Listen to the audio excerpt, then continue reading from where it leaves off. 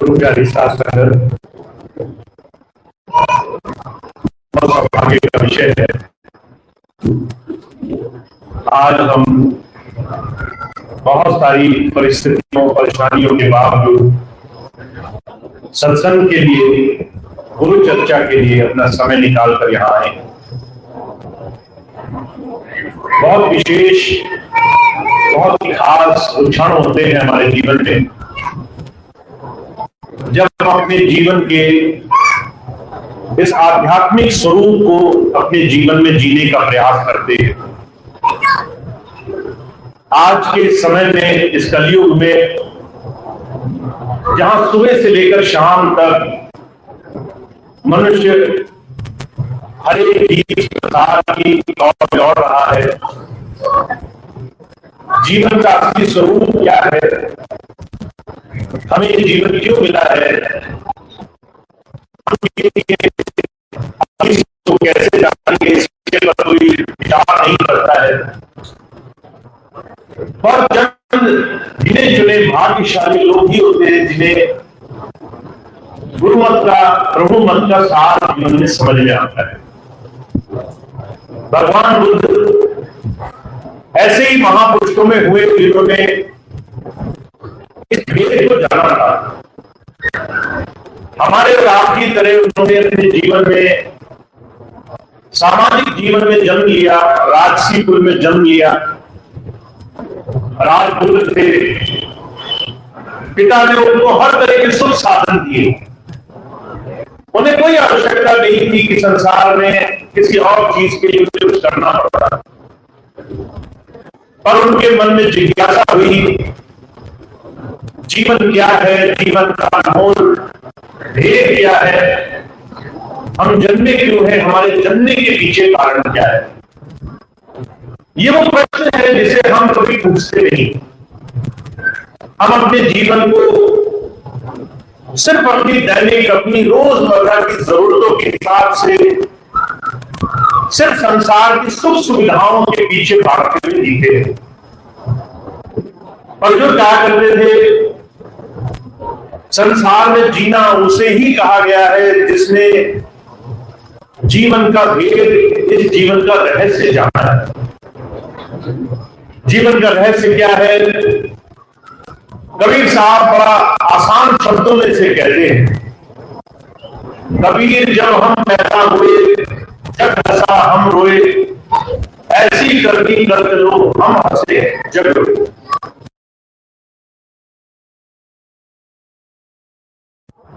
पर किसी ने ध्यान नहीं दिया कि एक बच्चा, जब सारा संसार खुश था, वो बच्चा रो रहा था। उस बच्चे के रोने के पीछे कारण क्या था? हम कहते बच्चा है, शायद रोना ही उसकी नियति है, रोते आता है। और कबीर साहब कहते थे, हम तो जन्मते भी रोते रोते हैं, मरते भी रोते रोते हैं। हम आए भी रोते हुए संसार में, जाते हुए भी रोते ही जाना है संसार से। जीवन का मोल क्या है? कि मृत्यु पर विजय तुम्हारी हो जाए, मृत्यु का भेद जान जाओ। मृत्यु क्या है? तुम्हें अपने जीवन में जब संसार से जाने की बात कोई कहे तो तुम्हें डर, भय, पीड़ा ना हो। आज अगर कोई हमसे कहे कि हमें कुछ समय बाद मरना है, तो कैसा बड़ा भयानक सा डर लगता है हमें। सबसे पहला डर लगता है चीजों के छूट जाने का।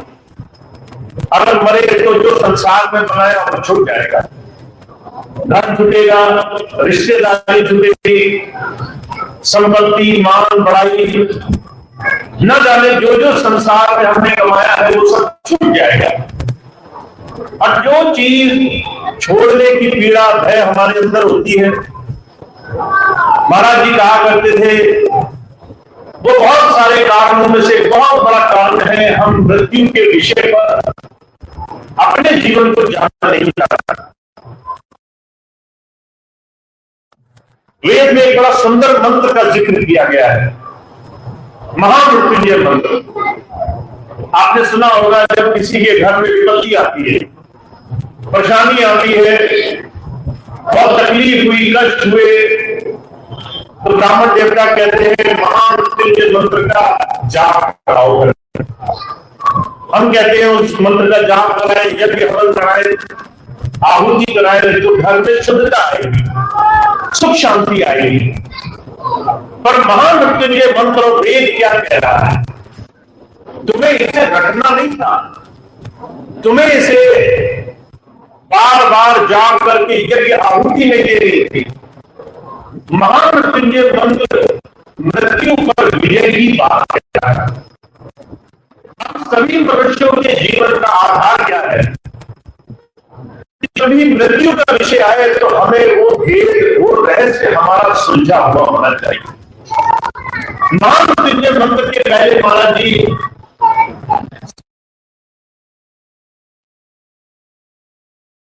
एक राजा जब एक राज दरबार में बिना बारी छोड़े जब पूरा हो गया, शरीर पूरा हो गया उसका, तो दरबार के लोगों ने सोचा कि हम किसे राजा बनाए, यहां कोई वारिस नहीं है।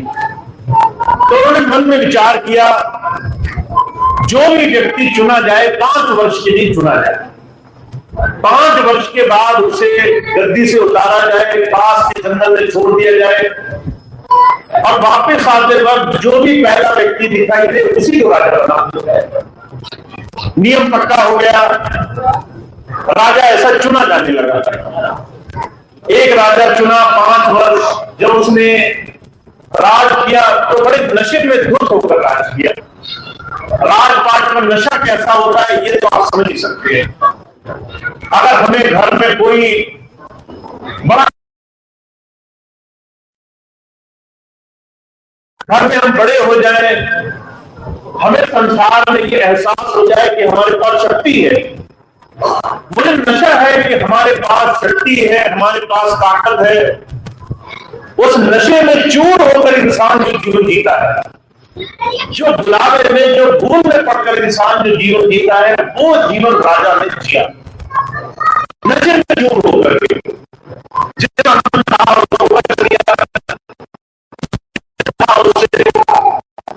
बदतमीजी से बात करी, जिसको चाहे उठा लिया, जिसको चाहे कष्ट दिया, भूल ही गया कि 5 साल बाद मुझे गद्दी से उतार देंगे। 5 साल पूरे हो गए और जब 5 साल पूरे हुए तो दरबारियों ने राजा को उतारा, पास के जंगलों में ले गए। जंगल का ख्याल आते ही राजा के मन में भय समाने लगा। जंगल में जंगली जानवर, भेड़िए, शेर, चीते, मैं निहत्था अकेला जंगल में गया नहीं, मुझे मार के चीर फाड़ के खा जाएंगे। वो पीड़ा, वो डर राजा ने उन 5 सालों में महसूस नहीं किया था। पर हर राजा की स्थिति ऐसे ही होने लगी। 5 साल राजा राज करता है, 5 साल बाद जंगल में छोड़ दिया जाता, क्षण नहीं लगता उसे जंगली जानवर मार कर चीर कर खा जाते, नए आदमी को राज्य बना दिया जाता। एक दिन एक विद्वान आया, उसने पहले से सोचा ये राजपाट नहीं है, ये तो बहुत बड़ी सजा है। 5 साल राजपाट तो दे देंगे पर फिर मरने के लिए जंगल में छोड़ देंगे, मैं इस सजा से मुक्ति कैसे पाऊंगा? ये जो प्रश्न है कि मैं सजा से मुक्ति कैसे पाऊंगा, यही जीवन का आधार है। इसी को मोक्ष कहा गया है, इसी को मृत्यु पर विजय पाना कहा गया है, इसी को वेद में महामृत्युंजय मंत्र के साथ समझा रहे हैं। उस राजा ने जो बात समझी वही बात हमें और आपको समझनी है जीवन में। राजा ने ये प्रश्न पहले ही दिन किया कि आज पहला दिन है मेरे राज का, पर 5 साल बाद मेरी मौत होनी है, जंगलों में भेजा जाना है। उसने अपने गुरुजी से ये प्रश्न पूछा। गुरुजी कहने लगे डरते क्यों हो? 5 साल बाद जो देखना है वो अभी देख लेते, अभी जाकर देखो जंगल में क्या होता है। राजा चुपचाप जंगल में गया, उसने देखा जंगली जानवर है, उसने एक सिपाही की टुकड़ी भेजी, जंगल जानवर पकड़वाए, उनको पकड़ करके बंद करा दिया। देखा वहां तो बड़ा जीवन खराब है, चुपचाप एक महल बनवाया, बड़ा सुंदर नगर बनवा दिया। फिर देखा रहने की सुविधाएं नहीं, अच्छी अच्छी सुविधाएं करा दी, राजमहल से सुंदर राजमहल खड़ा कर दिया जंगल के बीच में। जब 5 साल पूरे हुए तो राजा हंसते हुए जा रहा था। कबीर साहब कह रहे हैं ऐसे ही हंसते हुए जाना जीवन को समझना है। अगर तुमने पहले से देखा है मरने के बाद क्या होगा तो तुम हंसोगे, और अगर तुमने पहले से नहीं देखा तो तुम चाहे कुछ भी कमा लो, तुम्हारा वो आखिरी समय तुम्हें भय, पीड़ा, तरह तरह की परेशानियों में, अलग अलग तरह की चिंताओं में लगाएगा, और तुम्हें एहसास नहीं होगा कि तुम्हारे जीवन में जो कुछ कमाया वो किस काम का था। राजा ने जो बात समझ ली वो बात हमें हमारा शास्त्र, हमारा धर्म, हमारी भक्ति, पूजा, हमारे तरह तरह के विधान यही एक छोटी सी बात समझाना चाहते हैं। हमें अपने जीवन में ये प्रश्न हल करने की तरफ कदम उठाना है। महामृत्युंजय मंत्र क्या कहता है? हम महामृत्युंजय मंत्र पर जाप करते हैं, हम सोचते हैं अगर हमारे जीवन में संकट है, परेशानी है, तकलीफ है, कई बार लोगों को भय हो जाता है कि किसी ने कुछ अनिष्ट कर दिया है हमारे घर में। अभी कल ही मुझे एक बहन जी ने कहने लगी, भैया जी मुझे थोड़ा डर लगता है, किसी ने मेरे जीवन में मेरे ऊपर कुछ कर दिया, कुछ मेरे ऊपर ऊपरी संकट है, मैं तरह तरह के यज्ञ कर लिए, मैं बालाजी हो आई, मैंने अलग अलग तरह के उपाय कर लिए, मुझे उपाय का निदान नहीं मिला। जब मैंने उनकी बात सुनी तो जो बात उन्हें बोली वही बात मैं आपको बोलता हूं। हमें जीवन में लगता है दूसरा हमारे कष्टों के कारण है, और उस कष्ट के लिए जो हमें पता ही नहीं कहां से आया है, हम तरह तरह के उपाय करते हैं, पर उपाय रटन में नहीं है, उपाय भेद में है, चीजों को समझने में है। महामृत्युंजय मंत्र क्या कहता है? मृत्यु को समझ लेते हो। कहा हमारे जीवन में मृत्यु को समझना जीवन में अपने जीवन के मोक्ष की तरफ जुड़ने का रास्ता है। इसीलिए बड़े साफ लफ्जों में कहा गया है, त्र्यंबकम यजामहे सुगंधिम पुष्टिवर्धना। तुम्हारे शरीर के अंदर एक तीसरी आंख है, जैसे शिव नेत्र दिखाया जाता है, भगवान शिव का तीसरा नेत्र, वो उन्हीं के नहीं है, तुम्हारे भी है। कहां है? जहां आप बिंदी लगाते हो। ये जो बिंदी का स्थान है, ये बुद्ध है, ये सूक्ष्म है, ये अंदर हमारे इस तीसरे नेत्र के मुख में वेद बखान करता है। अब आप कैसे मानेंगे तीसरा नेत्र है? ठीक ऐसे ही जैसे आप मानते हैं हवा है, हवा दिखाई नहीं देती पर है, प्रकाश पकड़ में नहीं आता पर है, ये चीज हम अनुभव करते हैं। ये सूक्ष्म है, हमारी नजर की परिधि, सीमा उसकी लिमिट से बहुत आगे है। हमारी नजर जो नहीं देख सकती वो हम अनुभव करते हैं। तो वो कहते हैं तीसरी आंख, त्र्यंबकम यजामहे, जो तुम तीसरी आंख में ध्यान दिखाते, फिर क्या होता? कहते तुम्हारे जीवन में मृत्यु का भेद हल हो जाता, और मृत्यु के इस भेद को हल करने के लिए तुम्हें किस तरह से पता चलेगा? का सुगंधिम पुष्टिवर्धनम, तुम्हारे अंदर कुछ अनुभूतियां होंगी। वेद में बहुत सारी अनुभूतियों में से एक अनुभूति का नाम सोम कहा गया है। आपने कई बार देखा होगा कि भगवान शिव ने सोम रस का पान किया। जब उन्होंने समुद्र मंथन में बहुत सारे वर और बहुत सारे विष के रूप निकले, तो उन्होंने जो विष निकला तो विष का पान उन्होंने किया और उन्होंने अमृत दूसरों के लिए दिया। सोम रस का पान उन्हें बोला जाता है। और जो कहते हैं सोम वेद में हमारे अंदर मृत्यु से विजय प्राप्त करने की अनुभूति का नाम है। वो एक आम इंसान भी कर सकता है। आप और हम जैसे गृहस्थ में रोज के काम में लगे हुए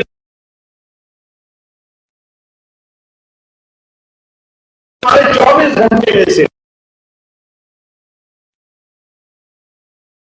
दोनों आंखों के पीछे एकांत में बैठ जाते करना है।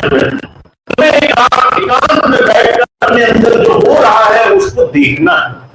तुम्हें अपने अंदर की स्थिति को स्थिरता तक लाना है। और उसको लाने के लिए तुम्हारा समय ही तुम्हारी सबसे बड़ी शक्ति है।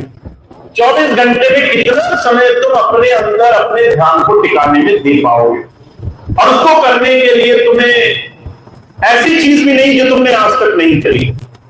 हमारे स्वामी जी महाराज उसे और सरल करके बता रहे हैं। कहते आपने ध्यान हजारों बार लगाया है पर आपको पता नहीं है।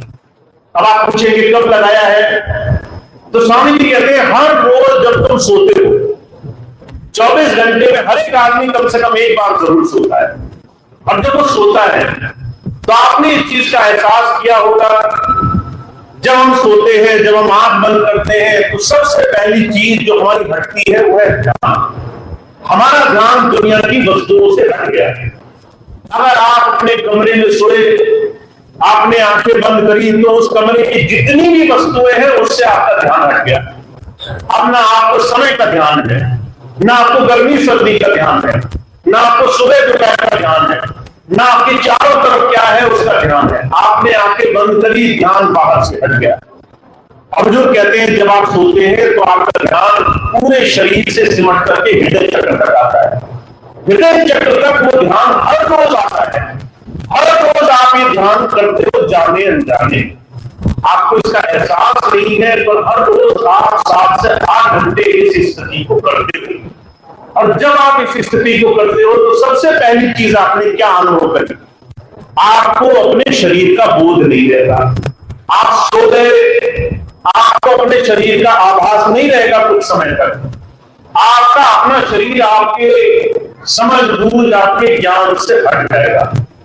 ये वो स्थिति है जिसे आपको जानते बूझते करनी है।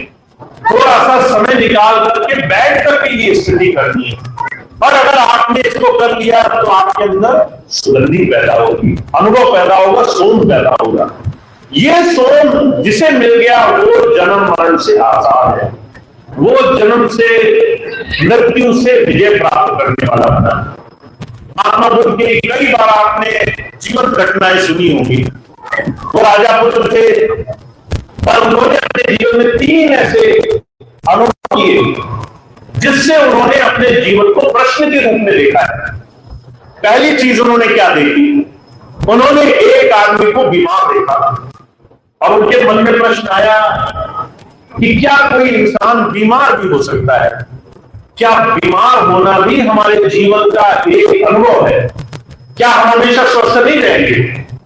दूसरी चीज क्या कही, उन्होंने एक वृद्ध बूढ़ा आदमी देखा और उनके मन में प्रश्न आया, अगर मैं संसार में शरीर लेकर आया हूं तो क्या मुझे बूढ़ा भी होना पड़ेगा? क्या बुढ़ापा भी एक दिन आएगा? बुढ़ापे का विचार आते ही उनके मन में तरह तरह के प्रश्न उठे। तीसरा व्यक्ति देखा जो मरा हुआ था, जिसे लोग 4 कांधों पर उठा करके ले जा रहे थे और कह रहे थे राम नाम सत्य है। वो देख करके उनकी आंखें खुल गई। कहने लगे जिस शरीर को लेकर के हम इतने नशे में चूर हैं, ये शरीर एक दिन छूटना ही है, ये हमेशा नहीं रहेगा, इसका छूटा तो क्या मेरा भी छूटेगा? ऐसे प्रश्न लेकर के महात्मा बुद्ध ने अपने जीवन में इस जीवन की खोज की शुरुआत की है। तो जो कहा करते थे वो भाग्यशाली है जो अपने जीवन से आगे का भी सोचते हैं, जिन्हें ये बात समझ में आती है कि हमारा जीवन जितना भी है उसके आगे भी हमारे जीवन का कुछ रहस्य परमात्मा ने छुपा रखा है। अब आपको लगेगा हमें इतनी जल्दी क्या है, हमारे लिए तो बहुत सा समय बचा हुआ है। अभी 2 वर्ष पहले एक बड़ी भारी महामारी फैली पूरे विश्व में, कोविड नाम से, और जब वो फैली तो लोगों को न उससे पहले इस चीज का आभास था कि ऐसा कुछ हो नहीं सकता है कि आपको देखे हमें मृत्यु दिखाई देगी, हमें अपनी आंखों के सामने दिखाई देगा आज स्वस्थ है, कल जिएंगे कि नहीं जिएंगे। लोगों ने वो समय अपनी आंखों के सामने देखा है, लोगों ने अपने जीवन को अपनी आंखों के सामने निकलते हुए देखा है। मैं आपको एक छोटी सी घटना सुनाऊं। 2 डॉक्टर, पति पत्नी दोनों, खूब डॉक्टरी करके उन्होंने अपना खुद का अस्पताल बनाया, खूब पैसा कमाते थे, पैसा कमाने में लगे रहते थे कि जो है हमने पढ़ाई करी है तो इसलिए करी है कि पैसा कमाएंगे, कोठी बनाएंगे, खूब धन संचय करेंगे।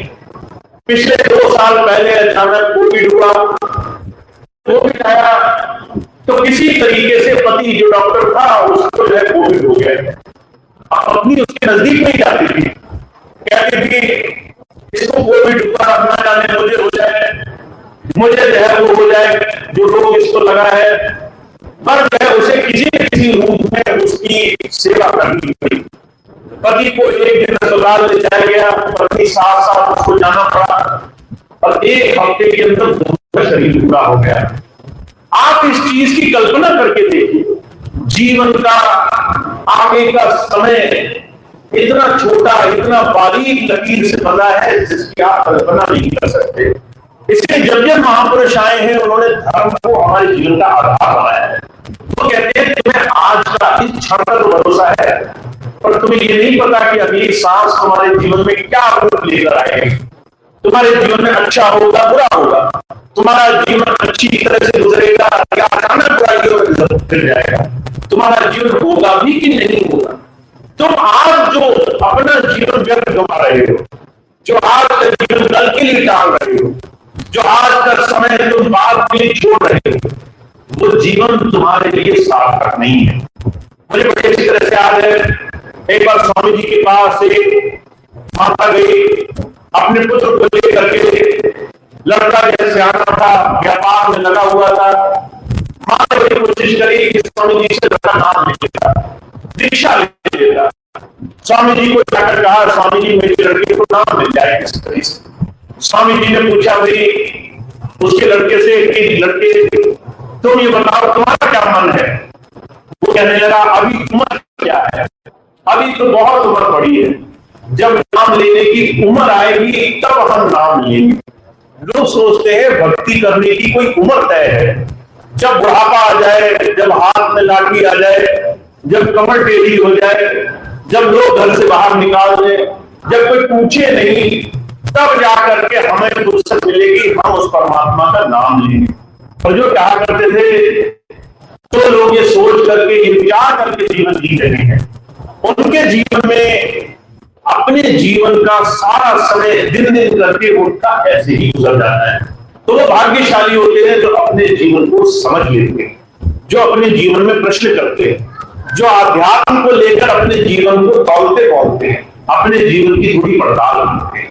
तो अध्यात्म धर्म सिर्फ अपने जीवन के ऊपर प्रश्न करने का नाम है, अपने जीवन की यथास्थिति को देखने का नाम है। अगर आपको लगता हो पूजा पाठ करना अध्यात्म है, अगर आपको लगता हो कि रोज मंदिर जाना, रोज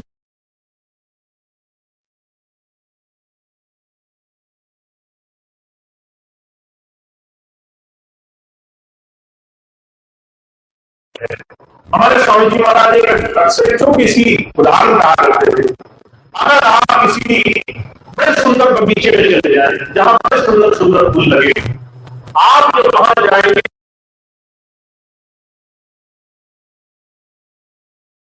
वहां पहुंचते ही उस बगीचे, उस बड़े बड़े फूलों की खुशबू आना, ये उस जगह जाने मात्र का असर है। आप जैसे असर से उस जगह के प्रभाव को खाली नहीं कर सकते। जैसे आप इन तमाम पूजा पाठ जब तक नियम संयम से मिलने वाले छोटे छोटे जीवन में अच्छाई को वो अपने जीवन का उस असर से खाली नहीं कर सकते, ऐसे ही आप अध्यात्म से बाकी तमाम चीजों के छोटे छोटे असर से अध्यात्म खाली नहीं कर सकते। पर सिर्फ खुशबू लेना काफी नहीं है। खुशबू लेने के लिए हमेशा आपको बगीचे में बने रहना पड़ेगा, हमेशा उस स्थान पे बने रहना पड़ेगा।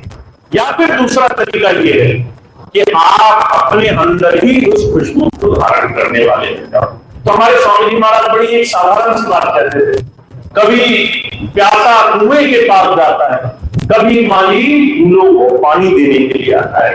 कभी तो आपको जाना पड़ेगा कि आप मेहनत करके उस प्रभु की खोज करो, कभी आप अपने जीवन में ऐसे बन जाओगे कि वो प्रभु आपकी खोज करता होगा।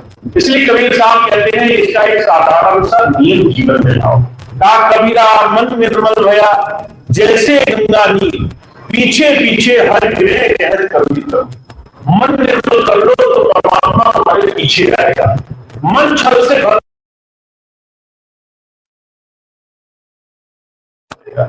तो कबीर साहब बड़ा आसान सा तरीका बता रहे हैं। अपने जीवन में प्रभु धारा को समझने का एक आसान सा नियम है, अपना मन निर्मल रखना, अपने जीवन से अच्छा जीवन जीना, ऐसा जीवन जीना जिसमें दूसरे का कष्ट ना हो। पर हित सरस धर्म नहीं भाई, पर पीड़ा सब नहीं अटपाई। दूसरे को जीवन में सुख देने से अच्छा कोई जीवन का अच्छा शुक्र नहीं है, और दूसरे को पीड़ा कष्ट देने से ज्यादा बुरा कोई पाप नहीं है। तो जीवन में अच्छे काम करना, मन निर्मल रखना, चित्त निर्मल रखना। अगर तुमने अपना जीवन, अपना हर रोज का दिन ऐसे जिया जिसमें दूसरे की अच्छाई हुई, जिसमें दूसरे की बुराई ना हुई, जिसमें अपने जीवन में अपना मन साफ रहा, तो तुम्हारे लिए धर्म घर बैठे साफ हो जाएगा। तुम कोई भी काम करते हो, गृहस्थ में हो, कारोबार करो, कोई भी दुनिया के काम करो, अगर मन साफ है, अगर सच्चे दिल से कोई काम कर रहे हो, तो तुम्हारे लिए धर्म का एक सिरा तुम्हारे जीवन में मिल जाएगा। दूसरा मिलेगा जब तुम धर्म के लिए अपने अंदर स्पष्ट तो जानने लग जाओगे कि तुम्हें जी उस प्रभु के साथ जुड़ना है, उसके साथ जुड़ने के लिए जीवन में काम करना है। तो जब महापुरुष दो ही चीजों अपने जीवन में नेकी के रास्ते पर करो, दूसरा अपने जीवन में उस प्रभु को धारण करो, उस प्रभु को अपने जीवन में उसको अपने साथ जोड़ दो, अपने हर दिन उसके साथ मिलेगी।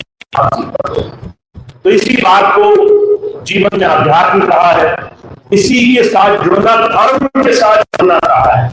और वो बहुत भाग्यशाली होते हैं जो अपने जीवन में हर दिन इस तरीके से जीने का प्रयास करते हैं। तो आपका हर दिन ऐसा गुजरे। आप वैसे तो बहुत व्यस्त हैं, आप सुबह उठेंगे, सुबह उठते ही आपको दुनिया के काम याद आएंगे। आप सोचेंगे पहले घर वालों का काम निपटा लो, पहले जिम्मेदारी पूरी कर लो, पहले नौकरी कर लो, पहले पैसा कमा लो, पहले बहुत सारे काम कर लो। अब जब आप ये सब काम करेंगे तो आपको एहसास होगा कि कब आपने दिन की शुरुआत करी थी, कब दिन का अंत हो गया, कब दिन आपके हाथ से निकल गया। यही सब करने में ही आपके हाथ से दिन बदल गया, आपको मौका ही नहीं मिला कि आप कुछ और कर पाते। इसीलिए हुजूर कहते हैं आपका हर दिन संभालना जरूरी है। हर दिन ऐसा संभालो जिससे जीवन सार्थक हो। इसलिए सुकरात एक बात कहा करते थे जो मुझे बड़ी अच्छी लगती है। वो कहा करते थे इस संसार में बहुत कम ही लोग जीवन जीते हैं, अन्यथा सारे लोग सिर्फ संसार में मौजूद हैं। जीवन जीना किसी ने शुरू नहीं किया, जीवन सिर्फ लेकर के संसार में रह रहे हैं। जीवन को जीना और जीवन लेकर संसार में गुजरते रहना, ये दोनों अलग अलग चीजें हैं। तो जीने का नाम क्या है कि आप जीवन का हर दिन बर्बाद न जाने। सुबह से लेकर शाम तक कुछ ऐसा समय जरूर निकालो जो आप अपने आप को दो, चाहे वो कुछ अच्छे शुभ कर्म करने में दो, चाहे किसी के लिए दिल में अच्छी भावना लाने में दो, चाहे अपने जीवन में अपने हृदय के अंदर शुभ कर्म सच्ची भावना बसाने में दो। और थोड़ा सा समय अगर आपने दिया, अगर 24 घंटे में आपने 15-20 मिनट से लेकर आधा घंटा समय अपने लिए निकाल दिया, तो आपके जीवन में धीरे धीरे चमत्कार होने लग जाएंगे। तो इसी का नाम धर्म है, इसी का नाम अध्यात्म है। जीवन में संतों की धारणा को धारण करना, तो हमें कुछ धारण करना है, कुछ जीवन में अपनाना है। और अगर आपको कोई भी बात अच्छी लगी तो आप उस बात को जीवन में, चाहे वो एक ही बात क्यों ना हो, उसको लाने का प्रयास करो, उसको अपने जीवन में उतारने का प्रयास करो। महाराज जी बड़ी सुंदर एक घटना सुनाते थे, वो कहते हैं, अपनी बात समाप्त करूंगा। महाभारत काल का जिक्र है। कौरव और पांडव गुरु जी के पास पढ़ने गए। गुरु जी रोज शास्त्रों से एक पाठ पढ़ाया करते थे। एक दिन उन्होंने पाठ पढ़ाया और सब कौरवों और पांडवों को साथ मिलकर के एक बात बोली कि हमेशा सदैव सच बोलना चाहिए।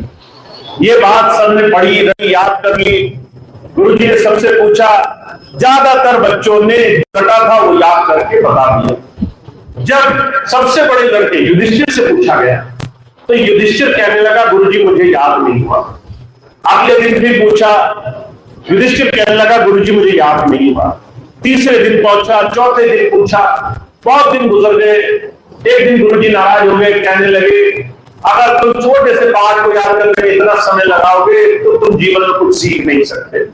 जब ये बात कही तो युधिष्ठिर कहने लगा कि गुरुजी शब्द से रटने से याद करना होता तो वो तो पहले दिन याद हो गया था मुझे, पर जब आपने बोला कि सच बोला करो तो मन में एक प्रश्न उठा, क्या मैं सच बोलता हूं?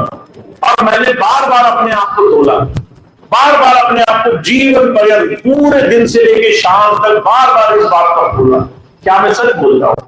जब भी मैं कुछ बोलता था कहीं ना कहीं झूठ निकल जाता था। कभी मुंह से झूठ निकला, कभी मन में झूठ समा गया, कभी किसी के साथ छल कर दिया, कपट कर दिया, धोखा कर दिया। मैंने देखा कि मैं तो बड़ा झूठ बोलता हूं और मैंने संकल्प लिया कि मैं अपने जीवन में सच को शामिल करूंगा। युधिष्ठिर कहने लगे मुझे इतने दिन इसलिए लगे क्योंकि मैं हर रोज कोशिश करता था और हर रोज मुझसे गलती हो जाती थी। अब इतने दिनों बाद मैं कह सकता हूं मैं न मन से, न वचन से, न कर्म से किसी भी तरीके से झूठ नहीं बोलता। बुजुर्ग कहा करते थे बात कहने की तो बड़ी आसान होती है, शास्त्रों की बात, धर्म की बात बड़े बड़े अलग आसान तरीके से हमें पता है, पर आचरण करने में हम थोड़ा सा कच्चे हैं क्योंकि वो बात हमने जीवन में धारण नहीं करी। तो धर्म क्या कहता है? धारण करो, जो भी बात अच्छी लगे उसे जीवन में लाओ। अगर तुमने एक भी बात पकड़ ली तो जीवन में चमत्कार होने, बड़े बड़े काम आसानी से करते हैं। तो इतनी बात आप समझें, जीवन में ऐसा जीवन जिए जो आदर्श हो, दुनिया के सामने लोग आपको देखें और आपकी तरह बनने की कामना करें, लोग आपको देखें और आपकी तरह हो जाने के लिए वो जीवन में प्रयास करें। इसके लिए आपको जीवन में धर्म की शरण पकड़नी होगी। तो यही बात हमारे स्वामी जी महाराज फरमा रहे हैं। आपका ये दिल्ली का, एनसीआर का, आपका ये व्यस्त जीवन का ऐसा माहौल है जिसमें आपको समय नहीं मिलेगा, आपको मौका नहीं मिलेगा अच्छा काम करने के लिए, पर आपको इसके लिए अगर थोड़ा सा भी मनोरथ आपने कर लिया, प्रयास कर लिया, तो बड़े बड़े काम आपके आसानी से लगता है। तो थोड़ी सी इस दिशा में जरूर पहल करें, अपने जीवन में आध्यात्म को, धर्म को आचरण का हिस्सा बनाएं। यही हमारे स्वामी जी महाराज समझा रहे हैं, उसका आप लाभ उठाएं, इससे जीवन जोड़े और बहुत बहुत इसका लाभ जीवन में लिया है। तो इतनी बात कहकर मैं अपनी बात समाप्त करूंगा। आज का सत्संग कार्यक्रम समाप्त होगा। एक दो और सूचनाएं हैं मैं आपको बता दूं। अभी पिछले दिनों हम लोग बरेली में थे, बहुत सारे प्रेमी भाई बहन आप जैसे ही वहां पे आए हुए थे। तो मैंने एक चीज देखी जिसका मैं हमेशा आप सबके बीच में चर्चा करता हूं।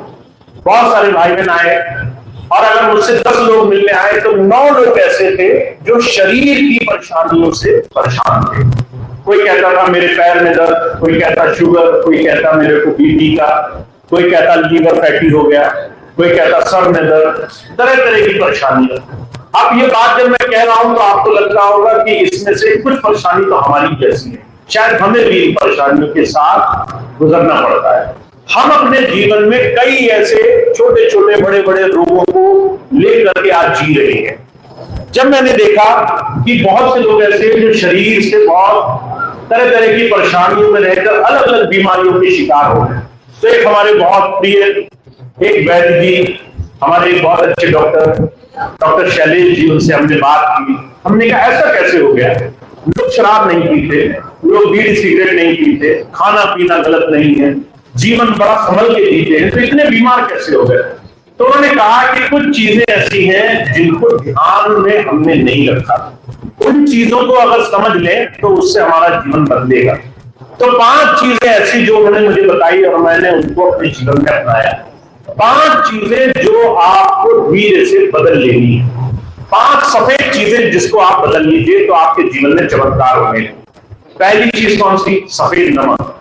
सफेद नमक को आप अगर बदल लें, सेंधा नमक खाएं, आप काला नमक खाएं, आप पिंक सॉल्ट आता है वो खाएं, कोई खाएं, पर आप सफेद नमक ना खाएं, आप सफेद चीनी ना खाएं। सफेद चीनी का विकल्प ढूंढें। कच्ची खांड आती है, गुड़ आता है, कई अलग अलग तरह की शक्कर आती है जो अच्छी होती है, हल्की सी भूरे रंग की होती है, वो अगर आप लेकर खाएं, पर आप सफेद चीनी का त्याग करें। तीसरी चीज उन्होंने कही कि आप सफेद बारीक आटे जितने भी खाते हैं, चाहे वो गेहूं हो, चाहे मैदा हो, अगर आप उसको बदल सकें, आप अगर धीरे से 7 दिन में से 3 दिन, 2 दिन, जो भी हो, धीरे से शुरुआत करें और 2 दिन मोटे आटे की, अभी ज्वार, बाजरा, ऐसे बहुत सारे मोटे आटे करके भारत की उपज है, उसका 7 में से 2 दिन, 3 दिन बदलाव कर लें। पूरा तो आप नहीं कर पाएंगे शुरू में, पर अगर आप पूरा कर लें तो बहुत अच्छा हो जाएगा। तीसरी चीज उन्होंने कही सफेद बारीक आटे, उसको आप बदल लें मोटे आटे से। चौथी चीज उन्होंने कही सफेद चावल। सफेद चावल जितना भी है वो बहुत सारे, मैं एक भाई से मिला, मैंने उससे पूछा आप क्या भोजन करते हैं, तो वो कहते हैं कि हम हफ्ते में 7 दिन और दिन में 2 बार चावल ही खाते हैं, रोटी नहीं छूते, कुछ और नहीं खाते। 2 दिन और हफ्ते में 7 बार, 14 बार हो गया। 14 बार कोई व्यक्ति चावल ही खा रहा है तो समझ लीजिए वो बाद में परेशान नहीं होगा, दुखी नहीं होगा, तकलीफ नहीं होगी, तो क्या होगा। तो आप सफेद चावल और सफेद दूध का विकल्प मिलता है आपको। देसी गौ माता का दूध मिल जाएगा जो थोड़ा सा पीला होता है, पर आप अगर सफेद दूध पिए या सफेद दूध का आप दिन रात सुबह शाम सेवन करें तो उससे कई तरह की ऐसी बीमारियां हो जाती हैं जिसको आप पकड़ नहीं सकते। तो ये 5 चीजें मैंने अपने जीवन में अपना के देखी। सफेद नमक छोड़ा, सफेद चीनी छोड़ी, सफेद आटा छोड़ा, चावल और दूध, और ये 5 चीजें छोड़ने से चमत्कार हो गए। तो आपको अपने जीवन में आप बहुत सी चीजें खुद ठीक कर सकते हैं, आपको दवाई की जरूरत नहीं पड़ेगी। मेरे पास एक बहन भी आई, एक बार एक छोटा सा थैला लेकर के कहने लगी भैया जी से प्रसाद बना लीजिए। मैंने कहा इसमें क्या है? कहने लगी इसमें दवाइयां हैं। मैंने कहा किसके लिए है? कहने लगी कि ये मेरे लिए है, मैं इन दवाइयों को खाती हूँ, सुबह खाती हूँ, शाम को खाती हूँ। मैंने देखा वो दवाइयां इतनी ज्यादा थी कि कोई आदमी उसको खाने के बाद भोजन नहीं कर सकता है, इतनी ज्यादा दवाइयां वो भैन, और उसकी कोई उम्र 40-50 साल की होगी। 40-50 साल की उम्र में बीपी की, शुगर की, तरह तरह की बीमारियों की, अलग अलग तरह के रोग हो गए और तकलीफें हो गई। ऐसी बीमारियों की इतनी सारी मुट्ठी भर दवाइयां जो खा रहे हैं, लाखों रुपए खर्च कर रहे हैं, वो सारी चीजें आप ठीक कर सकते हैं अपने जीवन में कुछ बदलाव करके। तो अपने लिए करें, अपने बच्चों के लिए करें, अपने बड़े बुजुर्गों के लिए करें, अपने परिवारजनों के लिए करें। इन 5 चीजों को तो एकदम आप छोड़ दें। दूसरी चीज उन्होंने मुझे क्या बताई? उन्होंने कहा ये जो आप चाय पीते हैं, चाय आप पीते हैं, कोई परेशानी की बात नहीं है इसमें, पर कुछ लोग चाय को दवा की तरह पीते हैं, सुबह दोपहर शाम रात जब मिल जाए, जहां मिल जाए, जितनी मिल जाए, और उसमें फिर उन्होंने एक व्याधि और कर दी, रखी हुई चाय पीने लगे, ठंडी चाय गर्म कर करके पीने लगे। ये जितनी चीजें हैं ये विष का काम करती है, आपको नहीं पता चलेगा। आप आज चाय पिएंगे और आप पूछेंगे कि मुझे क्या हो गया, कुछ भी नहीं हुआ, पर जब आप 1 साल लगातार इस तरीके के जीवन बनाएंगे तो आपको गैस, तरह तरह की परेशानियां, आपको जोड़ों के दर्द, तरह तरह की तकलीफें होने लग जाएंगी। फिर आप सोचेंगे कि मैं दवा खाऊं, हजारों लाखों रुपया फूकेंगे, वही रुपया जिसको कमाने के लिए आप 12-12 घंटे नौकरी कर रहे हैं, वो रुपया कोई डॉक्टर आपसे ऐसे 1 मिनट में ले जाएगा, एक पर्चा लिखेगा और आपका सारी आमदनी वहां से पूरी हो जाएगी। तो आप ये समझे आप ठीक हो सकते हैं, आप बहुत कुछ जीवन में कर सकते हैं, सिर्फ अपना ध्यान रख करके। तो चाय का आप विकल्प ढूंढिए। चाय का विकल्प क्या है? अगर आप 10 चाय पीते हैं तो आधी कर दीजिए, अगर आप 2 चाय पीते हैं तो 1 कर दीजिए, अगर आप 1 चाय पीते हैं तो धीरे से देखिए क्या ये छूट सकती है। अगर छूट सकती है तो आप उसे धीरे से छोड़ दीजिए। आप जितना अपने जीवन को सुधार लेंगे उतना ज्यादा ये अच्छा हो जाएगा। तीसरी चीज उन्होंने मुझे क्या बताई है? तीसरी चीज उन्होंने बताई कि अगर आप अपने घर में खाना बनाते हैं तो तेल एक ऐसी चीज है, तेल एक ऐसी चीज है जो आपके खाने में सबसे ज्यादा प्रयोग होता है, और अगर आपने तेल का ध्यान नहीं दिया तो आपको तरह तरह की हृदय की, दिल की बीमारियां होनी है, आपको तरह तरह के फैटी लीवर, कोलेस्ट्रॉल, तरह तरह की परेशानियां होनी है। अब उन्होंने 3 चीजें मुझे बताई जो बहुत मुश्किल नहीं लगी मुझे, पर उससे चमत्कार हुए हैं। तो तीसरी चीज उन्होंने क्या बताई कि आप वही तेल खाएं, बनाएं जो आपके आसपास इर्द गिर्द आपके खेती खलिहानों में होता है, और वो तेल चाहे वो सरसों का तेल हो, चाहे वो देसी घी हो, चाहे कुछ भी हो। ये बहुत सी व्याधि लोगों ने फैला दी है। देसी घी गलत होता है, रिफाइंड अच्छा होता है, लोग रिफाइंड खाते हैं तरह तरह से, पर वो सारी चीजें आपको बीमार कर रही हैं। और आप उससे रोगी हो रहे हैं, उससे बच सकते हैं। कैसे बच सकते हैं? 3 चीजों को आप रख लीजिए जीवन में। आप सफेद चीजों को धीरे से बदल लेंगे। दूसरा, आप चाय को धीरे धीरे कम कर लेंगे। तीसरा, आप अपना तेल बदल लेंगे। घर में जो प्रयोग में आता है उस तेल को धीरे से, अगर एकदम ना बदल पाए तो धीरे धीरे करके आप उस तेल को, आप जो आपके आसपास चारों तरफ प्राकृतिक रूप से हो रहा है, आपके देश में हो रहा है, उस तेल को जो शुद्ध है उसका आप इस्तेमाल घर में कर सकते हैं। तो 3 चीजें मुझे ऐसी लगी जो मुझे सबको बतानी चाहिए, और ऐसी चीजों से बहुत से लोगों को जीवन में लाभ हो जाए। मैं एक छोटी सी बात बताऊं, अभी हरदोई का जिक्र है। हरदोई में एक भाई थे, शुगर पेशेंट थे। शुगर के पेशेंट सुबह खाली पेट उनको दवाई लेनी पड़ती थी। उनको जो फास्टिंग शुगर होती है वो 100 से ज्यादा आती थी। इतने परेशान थे, बिना दवाई किए वो दिन नहीं गुजार पाते थे, इंसुलिन लगता था। मैंने उनसे कहा 2 काम आप कर लीजिए। पहली चीज ये, आप सफेद चीनी खाना कम कर दीजिए, बंद कर दीजिए। वो बंद नहीं कर रहे थे, मैंने कहा बंद कर दीजिए। दूसरी चीज मैंने उनसे कहा, भोजन तभी करिए जब आपको भूख लगी हो, किसी के कहने पर मत करिए। जैसे लोग आतिथ्य करते हैं, कोई आ गया तो खा लो, कोई दे रहा है इसलिए खा लो, कोई प्यार से खिला रहा है इसलिए खा लो, ऐसी तरह तरह की बातें होती है। तो आप अगर भोजन पर संतुलन कर लें, तो मैंने उन्हें दूसरी बात क्या बताई, आप अगर मेहनत मजदूरी नहीं करते, अगर आप फावड़ा नहीं चलाते हैं, अगर आप हल नहीं जोतते हैं, अगर आप किसानी नहीं करते हैं, अगर आप अपने सर पर बोझ नहीं उठाते हैं, तो आप 3 टाइम भोजन मत करिए, आप 2 टाइम भोजन करिए। और 2 टाइम भोजन के बाद कुछ नहीं छूना है। ऐसा नहीं कि आप कहें 2 टाइम खा लिया फिर तो फल ही खाए जी, फिर तो खाली जो है सिर्फ हमने काजू बादाम पिस्ते खाए जी, वो सारे भोजन में काउंट होंगे। तो मैंने उनको दूसरी चीज क्या बताई, भोजन थोड़ा कम करना है, और उनका 4 महीने में शुगर कम हो गई। तो आप बहुत सी चीजें खुद ठीक कर सकते हैं, बस आपको ध्यान देना है। तो आप इन चीजों का ध्यान दें, आप अपने जीवन में लाभ उठाएं, ऐसी मेरी कामना है, ऐसा मेरा विश्वास है। आपको खूब खूब लाभ पहुंचे। इतनी बात कह के मैं अपनी बात समाप्त करता हूं।